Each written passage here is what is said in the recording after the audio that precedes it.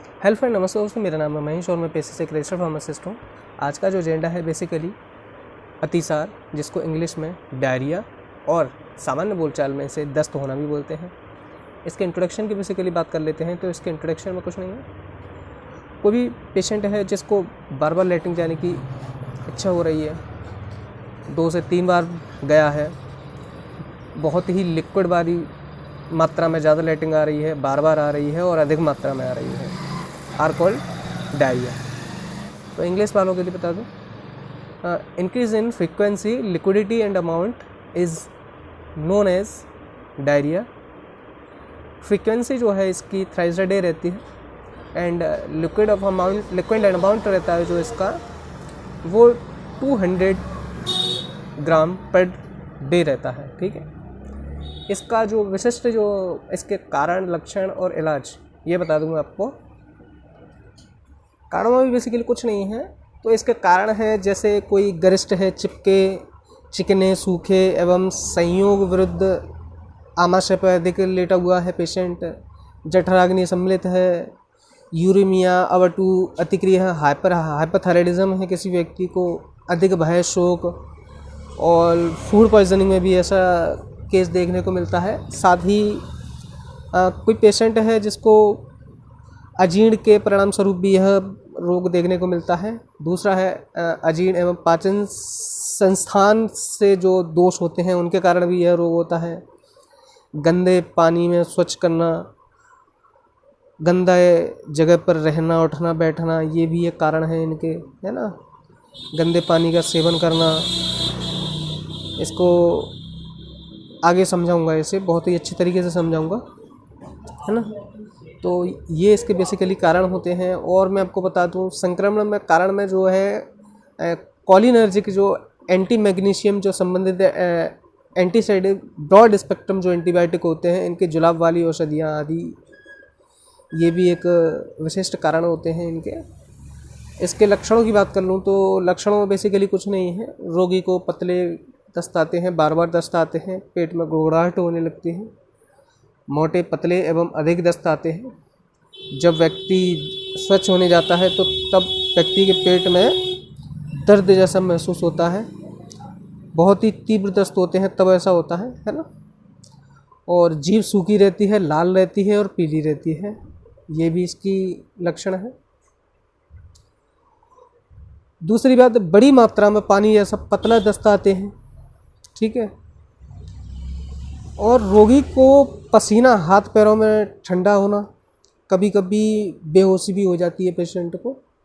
ठीक है, इसके मेन पॉइंट मैं बता दूं कारणों में, तो कारणों में मेन पॉइंट ये है कि जो आंतरिक गतिविधियां हैं उनमें मैकेनिकल और केमिकली पदार्थों के भोजन में अधिक मात्रा में सेवन करता है, तो इसके कारण भी डायरिया यानी अतिसार होने की संभावना रहती है। ठीक है, इसमें क्या खाना चाहिए, क्या नहीं खाना चाहिए, तो इसके बारे में आपको बता दूं। अरे यार, ये गाड़ियाँ ज़्यादा चल रही है ना। तो चिकित्सा विधि में आपको बता दूं, घरेलू चिकित्सा बता रहा हूँ मैं। घरेलू चिकित्सा में पेशेंट को कंप्लीट बेड रेस्ट देना चाहिए। तीव्र अतिसार प्रारंभ हो उससे पहले ही रोगी को मेडिसिन दे देनी चाहिए। 24 घंटे पूर्व ही यात्रा पर या कहीं जा रहा है तो उससे पहले ही मेडिसिन ले ली जानी चाहिए। ज़्यादा रोगी की कंडीशन ख़राब हो रही है तो उस कंडीशन में पेशेंट को ड्रिप लगाना आवश्यक हो जाता है। ठीक है, और मुंह से लिक्विड हल्की हल्की मात्रा में देते रहें। ठीक है, साथ ही साबूदाना दे सकते हैं पेशेंट को, और पुराने चावल दे सकते हैं, कच्चा केला दे सकते हैं, टमाटर है, अदरक है, मटर, बकरी का दूध आदि सेवन करा सकते हैं। ठीक है, मसूर की दाल का जो जूस होता है उसे दे सकते हैं। ठीक है, रोगी का जो शरीर है उसे गर्म कपड़ों से ढकना है। ठीक है, ये रोगी का जो शरीर है वो गर्म रहना चाहिए। ठीक है, और सहायक चीज चिकित्सा में मैं आपको बता दूं, घरेलू चिकित्सा ही बता रहा हूँ अभी। इसमें पेशेंट को गर्म पानी करना है, उसे ठंडा होने देना है, उसमें 2 चम्मच चीनी और 1 चम्मच नमक डाल के घोल बना ले 1 गिलास का, और उसे शेक करके पीता जाए, या एक साथ पी ले, कोई दिक्कत वाली बात नहीं, लेकिन शेक करके पिएगा तो और ज़्यादा बेटर रहेगा।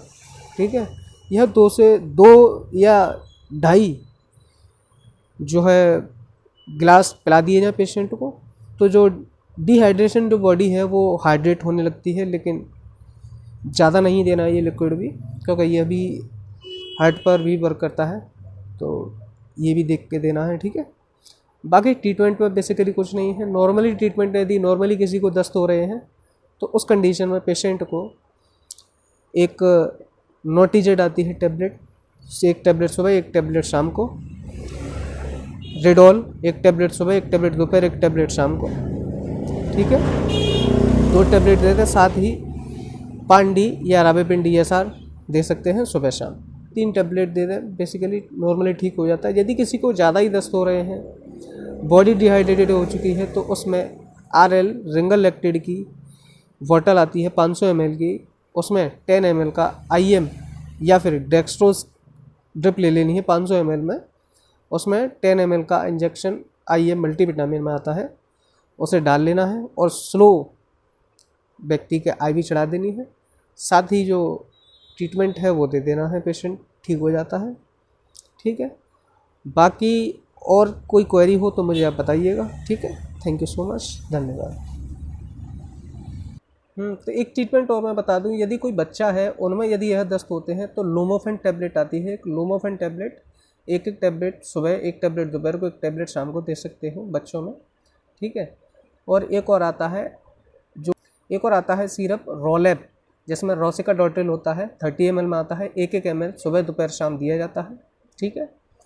साथ ही किसी बच्चे को जुखाम खांसी है, बुखार है, तो विकोरिल ड्रॉप आता है 1 ml में सुबह दोपहर शाम, या ज़्यादा दिक्कत है तो 3 बार, नहीं तो नॉर्मली 2 बार, लेकिन पीडियाट्रिक कंसल्ट द्वारा ही दिया जाता है, यह पीडियाट्रिक डॉक्टर द्वारा, पीडियाट्रिक डॉक्टर का कंसल्ट करके तभी दिया जाएगा ये, ठीक है। दूसरा, किसी बच्चे को नोज़िया वोमिटिंग जैसी फीलिंग हो रही है तो डोमस्टल 1 mg में आता है, जो कि बच्चे ज़्यादा उल्टी वगैरह करते हैं ना, तो उस कंडीशन में पेशेंट को यह दे दिया जाता है, बच्चे को दिया जाता है डोमस्टल, ठीक है। सिर्फ 30 ml में आता है, 2 बार दे सकते हैं, कोई दिक्कत नहीं है। लेकिन बगैर डॉक्टर की सलाह के इनमें से कोई भी ट्रीटमेंट यूज़ नहीं करना है। घर वाला ट्रीटमेंट आप बेशक यूज़ कर सकते हैं, लेकिन मैं इसमें से कोई भी सलाह नहीं दूंगा कि आप कोई भी ट्रीटमेंट घर पर यूज़ करें, ठीक है। Thank you so much. यदि कोई क्वेरी हो तो अवश्य मुझे पूछें, अवश्य दूंगा मैं आपको रिप्लाई, ठीक है। Thank you so much. Electral powder भी देना है, पानी में घोल के बराबर मात्रा में, ठीक है। जितना पी सके उतना इलेक्ट्रोल देना है, बच्चों में भी बड़ों में भी, ठीक है। और घर पर जो घोल बनाने को बताया है वो घोल भी बना के देना है साथ ही साथ, ठीक, कंटिन्यू। इसमें मुझे एक ट्रीटमेंट और याद आ रहा है, एक ट्रीटमेंट और बता दूँ मैं आपको कि एक बहुत ही सस्ता और जुगाड़ू ट्रीटमेंट है, लेकिन ढूंढनी पड़ेगी मेडिसिन आपको। डोमस्टल 1 टैबलेट सुबह शाम, रेडोल 1 टैबलेट सुबह शाम, एडल्ट डोज है ये, ठीक है। सुबह दोपहर शाम है रेडोल 1 टैबलेट, डोमस्टल 1 टैबलेट सुबह, 1 टैबलेट दोपहर को, 1 टैबलेट शाम को, ठीक है। और इलेक्ट्रोल बराबर मात्रा में देना है। कोवाडेक्स जो कैप्सूल है वह रात को सोते समय देना है, ठीक है। साथ ही किसी को नोज़िया वोमिटिंग है तो वो लक्षण अनुसार ट्रीटमेंट दिया जा सकता है पेशेंट को, ठीक है।